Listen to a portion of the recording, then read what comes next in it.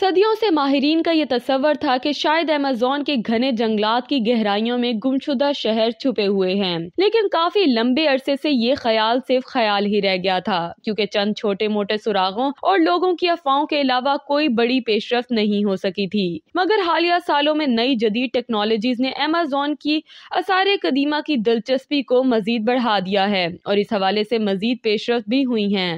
حالیہ general science میں شائع کی گئی تحقیق کے مطابق ایمیزون کے گھنے اور قدیم جنگلوں میں صدیوں سے گمشدہ شہر دریافت کر لیے گئے ہیں۔ ایمیزون کو شہروں کی ایک گمشدہ وادی کہا جاتا ہے، اور اب یہ حیران کن دریافت سامنے آئی ہے جس سے یہ پتہ چلا ہے کہ ان جنگلات میں آثار قدیمہ میں واقعی شہر پائے جاتے تھے۔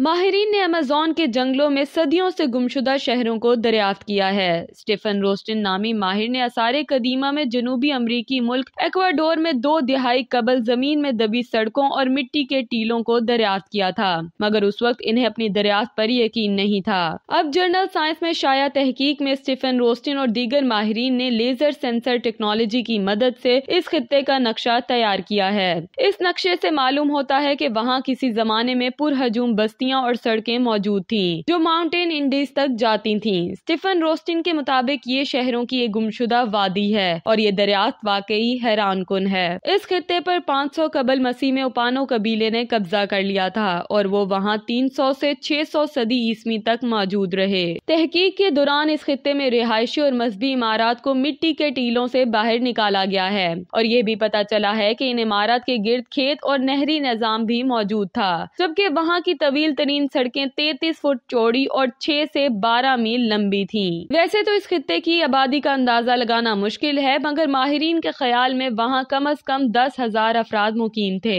ماہرین کے مطابق تحقیق سے ثابت ہوتا ہے کہ یہ بہت پرہجوم شہر تھے، اور یہاں کی چیزیں عام چیزوں سے مختلف تھیں۔ انہوں نے مزید بتایا ہے کہ ایمیزون میں رہنے والے افراد کے پاس عمارتیں تعمیر کرنے کے لیے پتھر نہیں تھے، اور وہ مٹی سے عمارتیں تعمیر کرتے تھے۔ عرصے سے یہ خیال کیا جا رہا تھا کہ ایمیزون جنگل میں بہت کم افراد مقیم رہے ہیں، مگر حالیہ تحقیقی رپورٹ سے یہ بات غلط ثابت ہوئی ہے، اور یہ پتہ چلا ہے کہ ان جنگلات کا ماضی سوچ سے کافی مختلف ہے۔ ایمیزون کے جنگلات کے متعلق اور بھی بہت سی افواہیں سامنے آتی ہیں، جن میں سے ایک سونے کے شہر الڈوریڈو کی کہانی ہے، جس کے بارے میں کہا جاتا ہے کہ یہ جنگل میں کہیں موجود ہے۔ الڈوریڈو کا افسانہ 16ویں صدی کا ہے، جب ایک ایکسپلورر دولت کی تلاش میں جنوبی ایشیا پہنچا تھا۔ اگرچہ اس بات کا کوئی ثبوت نہیں ہے کہ الڈوریڈو سونے کا شہر وہاں تھا یا نہیں، لیکن یہ افسانہ بھی لوگوں کو اور سائنسدانوں کو اس پراسرار جنگل کی تحقیق کرنے پر مجبور کر دیتا ہے۔ ایمیزون میں کھوئے ہوئے شہروں کی تلاش کے لیے پہلی مہم 19ویں صدی کے آخر میں شروع ہوئی تھی، جس میں سے کئی ایکسپلورر خالی ہاتھ لوٹے اور کچھ تو کبھی لوٹے ہی نہیں۔ حالیہ برسوں میں ٹیکنالوجی میں ترقی نے ایمیزون میں کھوئے ہوئے شہروں کو تلاش کرنا آسان بنا دیا ہے،